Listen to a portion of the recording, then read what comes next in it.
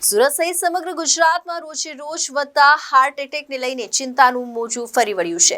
ત્યારે કતારગામ વિસ્તારમાં છાતીમાં દુખાવો થયા બાદ એક આધેડનું મોત નીપજ્યું હતું। કલરકામ કરતી વખતે છાતીના દુખાવા બાદ બેભાન થઈને ઢળી પડ્યા હતા, જેથી હોસ્પિટલ લઈ જવામાં આવ્યા હતા, જ્યાં તેમને મૃત જાહેર કરતા પરિવારમાં શોકનું મોજું ફરી વળ્યું હતું। સુરતમાં વધુ એક શંકાસ્પદ હાર્ટ એટેકમાં યુવકનું મોત થયું છે। બાબુભાઈ પરાગજી સરપરાનું મોત નીપજ્યું છે। તેઓ કતારગામ સ્થિત મારુતિ એવેન્યુ એપાર્ટમેન્ટમાં રહેતા હતા। અહીં તેઓ કલર કામ કરતા હતા।